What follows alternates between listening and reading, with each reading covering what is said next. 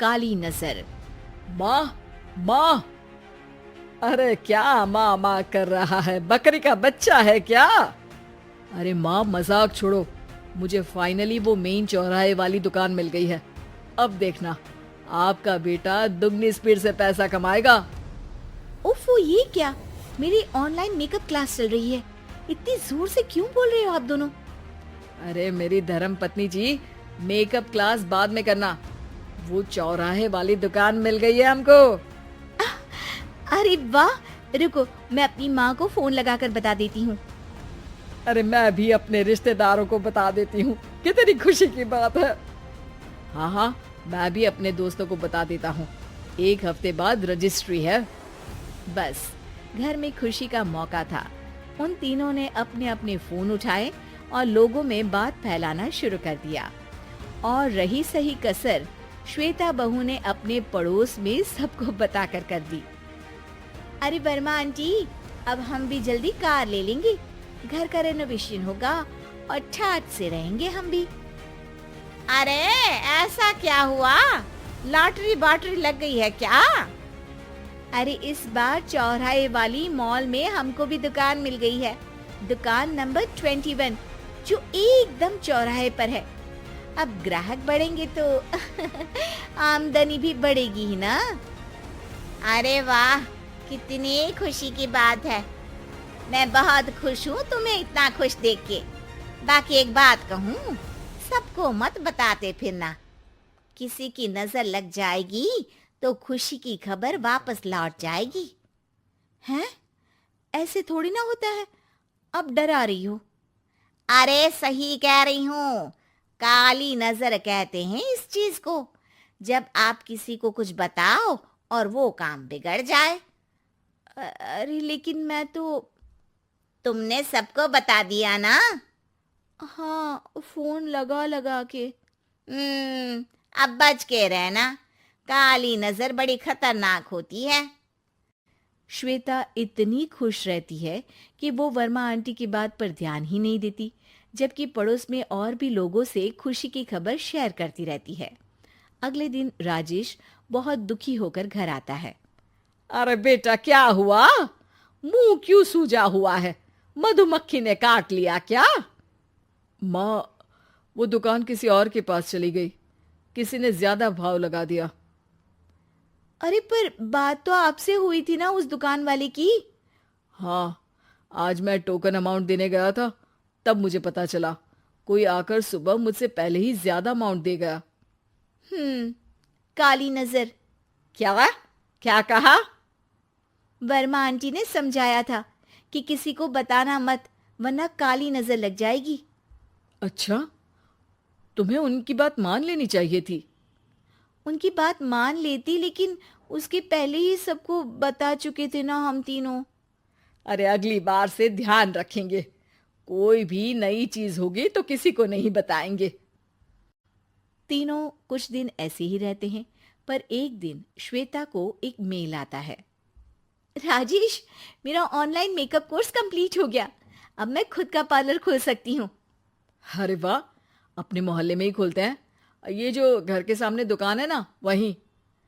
हाँ, यहाँ सस्ती भी मिल जाएगी। अगले दिन श्वेता वर्मा आंटी के पास जाती है, मिठाई का डब्बा लेकर। अरे आओ आओ, कैसे आना हुआ? जोर से नहीं बोलूंगी। वो सामने वाली दुकान है ना, वहां मैं अपनी पार्लर की दुकान खोलने वाली हूँ। उसकी मिठाई है। अरे वाह, बहुत बधाई हो तुमको। हाँ, मैं कमाने लगूंगी तो राजेश पर पूरे घर का बोझ नहीं रहेगा ना आंटी जी। ये तो है। पर ये बता कि तूने ये बात किसी और को तो नहीं बताई ना? अरे नहीं नहीं, पिछली बार गलती कर दी थी। काली नजर लगी किसी की और राजेश के हाथ से वो दुकान चली गई थी। सबको मत बताना। चलो मैं चलती हूँ, कल दुकान की बात करने भी तो जाना है। अगले दिन श्वेता दुकान के लिए मालिक से बात करने जाती है। अरे लेकिन दुकान तो हम कल रात को ही किसी को दे चुके हैं। कल ही? हाँ, कल ही। 2 दिन बाद कोई यहाँ पार्लर भी खोल लेगा। अब कहीं और दुकान देख लीजिए। अरे पर हमको भी तो पार्लर ही खोलना था। हाँ भाई, ये एक ही दुकान है, आधी आधी तो नहीं दे सकता ना मैं। राजेश और श्वेता घर पर हताश होकर आ जाते हैं। इस बार तो किसी को बताया भी नहीं था, अब किसकी काली नजर लग सकती है। सुनो, तुमने माँ को बताया था क्या? अरे कैसी बात कर रही हो, माँ की नजर थोड़ी ना लगेगी। पक्का तुमने किसी को नहीं बताया था ना? सिर्फ वर्मा आंटी को बताया था, उन्होंने ही मुझे किसी को नहीं बताने को कहा। अरे यार, तुम भी सही हो, मेरी माँ को नहीं बताने को कह रही हो, पर वर्मा आंटी को बताना तुम्हें जरूरी लगा। अरे वर्मा आंटी ने ही तो काली नजर के बारे में बताया था ना, वो हमेशा हमारा भला ही तो चाहती है। मेरी माँ भी हमारा भला ही चाहती है। अरे पर चिल्ला क्यों रहे हो, बात नहीं कर सकते क्या आराम से? नहीं आता वो आराम से बात करना, और करना भी नहीं चाहता हूं मैं। दुकान जाने का दुख गुस्से में बदल गया था और राजेश और श्वेता में बात बंद हो गई थी। 2 दिन बाद मोहल्ले में पार्लर का इनॉग्रेशन हुआ, जिसमें मोहल्ले के सभी लोगों को बुलाया गया, पर श्वेता, राजेश और माँ नहीं जाते। माँ, अंदर आ जाओ, क्या देख रही हो? अरे नया पार्लर देख रही हूं अपने आंगन से। देखो, माँ को दूसरे का सुख देखने में कितना मजा आ रहा है, मेरा दुख नहीं दिख रहा इन्हें। यहाँ मेरा पार्लर भी तो हो सकता था।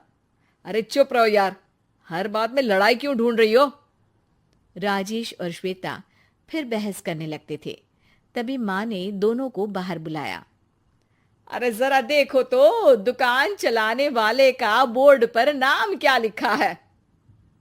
श्रुति वर्मा। गाड़ी निकाले बेटा, हमें कहीं जाना है। काली नजर का इलाज कराने? राजेश अपनी बाइक निकालता है। तीनों ट्रिपलिंग कर रहे हैं। माँ राजेश को उस मॉल वाली दुकान पर लेकर जाती है जहां राजेश अपनी दुकान खोलने वाला था। यही दुकान लेना चाहता था ना तू? हाँ, पर इनको भी दुखी करने लेकर आई हो क्या यहाँ पर दुकान दिखाकर? वहां काफी नहीं था? अरे श्वेता, थोड़ा सब्र रख, अभी पता चलेगा कि हम यहाँ क्यों आए हैं। बता, इस दुकान चलाने वाले का नाम क्या है? अनुपम वर्मा। कुछ समझ में आया? वो दुकान वाली श्रुति वर्मा, ये दुकान वाला अनुपम वर्मा, और हमारे पड़ोस में हमने उस दुकानों के बारे में बताया किसको था? अब वर्मा आंटी को। मतलब वर्मा आंटी ही हमारा काम बिगाड़ रही है? नहीं नहीं, ऐसा नहीं हो सकता, ये बस इत्तेफाक है। राजेश अपना फोन निकालता है और श्रुति वर्मा और अनुपम वर्मा के नाम फेसबुक पर सर्च करता है, जहां ये दोनों ही वर्मा आंटी के रिश्तेदार होते हैं।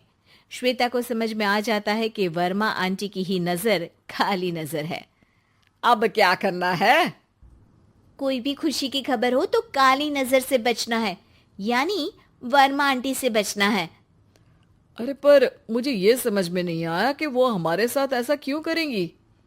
अरे बेटा, एक सीख है, दूर के आदमी को आपकी तरक्की से कम परेशानी होगी, पड़ोसी को ज्यादा।